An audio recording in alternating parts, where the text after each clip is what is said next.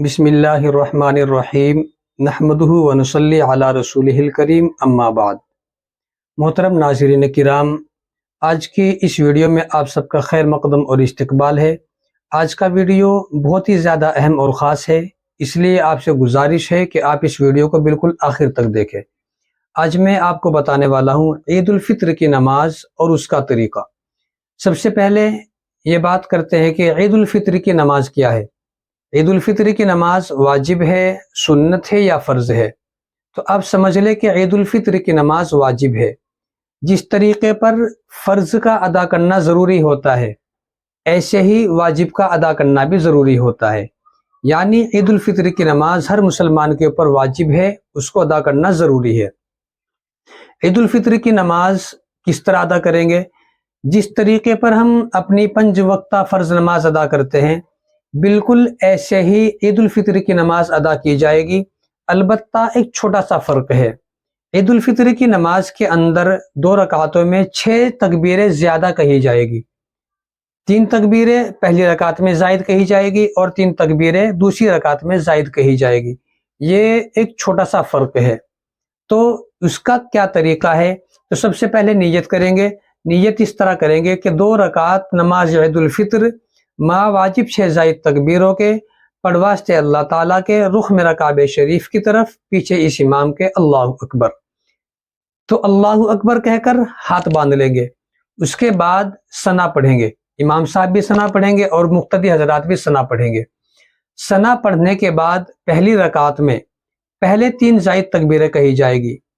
पहली तकबीर कहेंगे, हाथ नीचे छोड़ देंगे, और दूसरी तकबीर कहेंगे, हाथ कानों की लो तक उठाएंगे और छोड़ देंगे।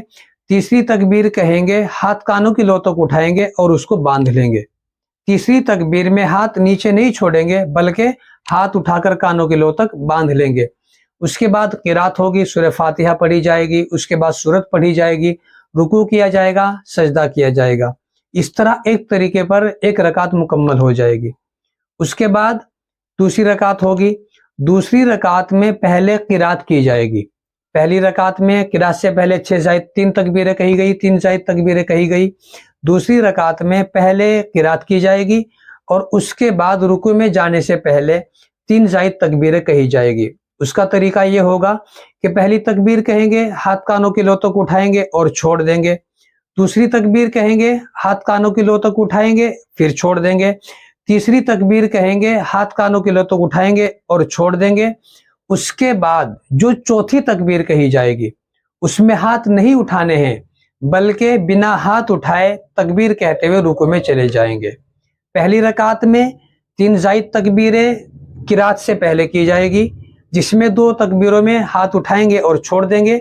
तीसरी तकबीर में हाथ उठाएंगे और बांध लेंगे। दूसरी रकात में 3 ज़ायद तकबीरें क़िरात के बाद कही जाएगी। पहले क़िरात होगी, उसके बाद 3 ज़ायद तकबीरें कही जाएगी।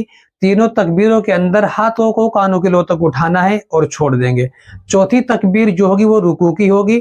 इसमें हाथ नहीं उठाएंगे, बल्कि बिना हाथ उठाए तकबीर कहते हुए रुकू में चले जाएंगे। उसके बाद रुकू किया जाएगा, सजदा होगा और बाकी नमाज की तरह नमाज मुकम्मल करेंगे। उसके बाद खुतबा होगा। जिस तरीके पर ईद उल फित्र की नमाज का अदा करना वाजिब और ज़रूरी होता है, ऐसे ही ईद उल फित्र की नमाज के बाद खुतबा होता है। खुतबे का सुनना भी वाजिब और ज़रूरी होता है। उलमाए किराम ने लिखा है कि अगर कोई इंसान दूर बैठा हुआ है, उस तक आवाज़ नहीं पहुंच रही है, तब भी उसके ऊपर वाजिब और ज़रूरी होता है कि वो खामोशी के साथ खुतबे की तरफ ध्यान और तवज्जो रखे। तो अल्लाह ताला हम सबको अमल की तौफीक नसीब फरमाए और आप तमाम हजरात को हमारी जानिब से ईद उल फित्र की बहुत बहुत ज़्यादा मुबारकबाद। अल्लाह आपको अमन सुकून के साथ आपके घर में खुशियों का माहौल बनाए, पूरे आलम में खुशियों का माहौल बनाए और ख़ास तौर पर फ़लस्तीन के मुसलमानों के लिए दुआ करें, अल्लाह ताला उनकी मदद फरमाए, गैब से नुसरत फरमाए। वमा अलैना इल्लल बलाग।